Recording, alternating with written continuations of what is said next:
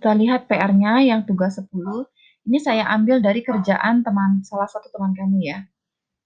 Nah, pertama hitunglah rata-rata dari yang A. 1, 2, 3, 4, 5, 6, 7. Dari rata-rata tidak masalah ya. Jumlahkan semua. 1 tambah 2 tambah 3 tambah 4 tambah 5 tambah 6 tambah 7. Dibagi banyaknya data 7. Ini hasilnya adalah 4. Nah, X-barnya 4. Ini tempat kamu rajin, dia cari Q2, dia cari Q1, Q3, nggak apa-apa. Ternyata nih mediannya sama rata-ratanya sama. Nah, biasa kalau median sama rata-rata sama ini datanya memusat. Ya. Lalu yang diminta adalah standar deviasi atau simpangan baku.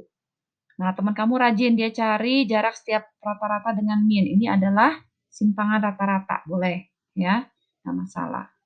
Yang penting benar, simpangan rata-rata itu jarak setiap data dengan min. Berarti datanya segini, minnya 4. Jaraknya adalah 1 dengan 4, jaraknya 1 dikurang 4, min 3. 2 kurang 4, min 2. 3 kurang 4, min 1. 4 kurang 4, 0.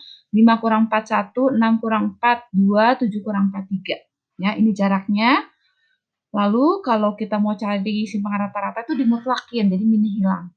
Kalau cari simpangan baku, jaraknya ini kita kuadratkan. Jadi 3 kuadrat, tambah 2 kuadrat, tambah 1 kuadrat, tambah 0 kuadrat, tambah 1 kuadrat, tambah 2 kuadrat, tambah 3 kuadrat. Jadi ini maksud rumus ini adalah seperti ini. Ya, dibagi dengan 7, ini akar 4. Akar 4 sama dengan 2. Selesai. Untuk yang B, kita lihat datanya seperti ini. Ini katanya aku urutin dulu. Boleh ya, bagus ya diurutin ya. Diurutin jadi teratur. Setelah diurutin, dicari minnya. Minnya ternyata 5. Nah, kalau udah tahu minnya 5, kita cari jarak setiap data dengan minnya. Dengan si X bar dicari jaraknya. Berarti min 2 dikurangin 5. Oh, ini datanya ini sambil diurutin. Min 2 dikurangin 5, min 7. 0 kurang 5, min 5. 4 kurang 5, min 1. 7 kurang 5, 2. 9 kurang 5, 4. 12 kurang 5, 7. Nah, ini jarak setiap data dengan X barnya. Kalau dimutlakin, lalu dijumlah. Nah, ini yang disebut dengan simpangan rata-rata. Ya, boleh dicari. Ini saya nggak minta, tapi nggak apa-apa dicari. Seperti ini. Dibagi banyaknya data, hasilnya 4,3. Lalu cari simpangan bakunya, ini yang saya minta. Simpangan baku itu berarti jarak tadi kita kuadratkan. Jadi 7 kuadrat, tambah 5 kuadrat, tambah 1 kuadrat, tambah 2 kuadrat, tambah 4 kuadrat, tambah 7 kuadrat. Hasilnya adalah akar 24.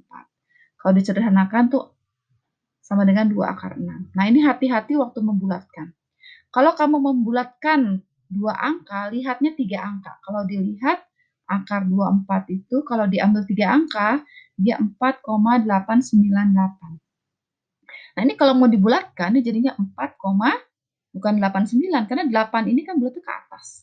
Kalau 3 atau 2 bisa bulat ke bawah, jadi 89. Tapi kalau 8 ini bulat ke atas, kalau bulat ke atas kan dekatnya ke 100. Nah, tambahin 1 ke si 8, jadi 90. Begitu ya, bukannya 89, tapi 90.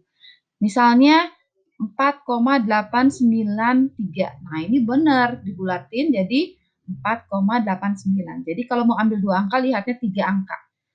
Ya, kalau mau ambil 1 angka, berarti lihatnya 2 angka. Kalau 89, lihatnya 2 angka, ini bulatnya ke atas, jadi ke 9. Nah, jadi 4,9. Nggak masalah sih.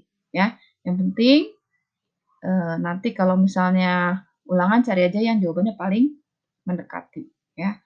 Nah, lalu kita lihat, apa sih artinya simpangan baku itu?